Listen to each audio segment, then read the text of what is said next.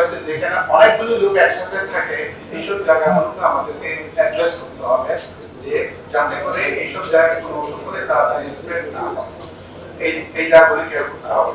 তো আমি যেটা বলতে চাচ্ছিলাম যে বিভিন্ন জায়গায় রাজশাহী, খুলনা, রংপুর বিভিন্ন জায়গায় অনেকগুলো নিউজ আমরা মিডিয়ার মধ্যে দেখলাম, এদের মধ্যে কতগুলো আসলে মিসলস, কতগুলো কি এটা আসলে বলা ডিফিকাল্ট। যেমন রাজশাহীতে যে একসাথে 21 জন বাচ্চা মারা গেছে, এটার ব্যাপারে very confuse is already Dr. Rafiq has mentioned that they are not really diagnosed with measles.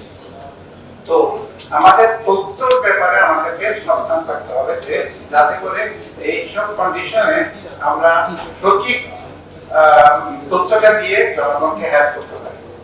তো আমাদের এই মিজলস ডেফিনেটলি এটা একটা ভেরি কন্টাজিয়াস ডিজিজ, যেটা খুব র্যাপিডলি স্প্রেড করে। নট অনলি এই ডিজিজ অবস্থায় এটা একটা পেশেন্টকে, একটা বাচ্চাকে ক্ষতিগ্রস্ত করে, কিন্তু তার পরবর্তীও কিন্তু অনেক কিছু করতে পারে। যেমন পরবর্তী ক্ষেত্রে প্রফেসর আফিস বলছেন যে ডিমেনশিয়া, যে ইমিউনোলজিক্যাল যে অন্যান্য ইমিউন সিস্টেমটাকে এটা প্যারালাইজ করবে এবং অন্যান্য কিছু হতে পারে। তারপর পরবর্তী ক্ষেত্রে এসএসবি যেটা যে রোগটা হয়, ব্রেনে এফেক্ট করা হয় 8-10 বছর পরে, সেটাও একটা ফ্যাক্টর। আর সবচেয়ে বড় কথা হচ্ছে মিজলস হওয়ার পর আমার ইমিউন সিস্টেমটাকে এমনভাবে ক্ষতিগ্রস্ত করে পরবর্তী রোগগুলো কিন্তু তাড়াতাড়ি হতে সাহায্য করে। সেই জন্য আমাদেরকে চিন্তা করতে হবে যে মিজলস হওয়ার সাথে সাথে কি কি করণীয় করতে হবে। প্রথম কথা হচ্ছে যেহেতু এটা কন্টাজিয়াস অসুখ, এটা আইসোলেট করতে হবে, এবং আইসোলেশন করতে গেলে এটা ফ্যামিলি পর্যায়ে আইসোলেট করতে হবে, এবং জনগণ যাতে প্যানিক না হয়। প্রাথমিক পর্যায়ে কি কি করতে হবে, যেমন বক্তব্য আছে যে আমাদেরকে প্রপার নিউট্রিশন মেইনটেইন করা, হাইড্রেশন মেইনটেইন করা, এবং ভিটামিন এ ক্যাপসুল খাওয়া যাবে। ভিটামিন ক্যাপসুল কিন্তু মার্কেটিং পর্যায়ে অ্যাভেলেবল, আমরা কিন্তু এটা দিতে পারি। 2 নম্বর হচ্ছে এই বাচ্চাটাকে নিয়ে যদি প্যানিক হয়ে যদি মা বা দৌড়াদৌড়ি করে, যেমন একটা চেম্বারে গেল, তখন কালকে আমি 2-3টা লোকের একটা পেলাম যারা ব্যাস নিয়ে চলে আসছে, but they are not measles because of other কারণে। এটাও কনফাইনলি বলতে হবে মিজলসের ক্যারেক্টারিস্টিক গুলো কি কি, এটা মিডিয়াতে অবশ্য আসতেছে, তো আরো সুন্দরভাবে এটা প্রচার করতে হবে কিভাবে মিজল আইডেন্টিফাই করতে হবে।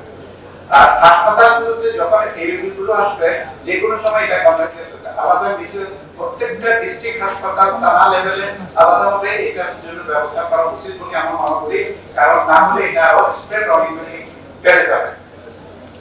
তারপর একটা দেশের বাচ্চাগুলো খারাপ হচ্ছে, এই বাচ্চাগুলো সবগুলো ঢাকায় চলে আসতেছে, এবং ঢাকায় চলে আসতেছে তারা করে কি অ্যাম্বুলেন্স নিয়ে ঢাকা চলে আসতেছে।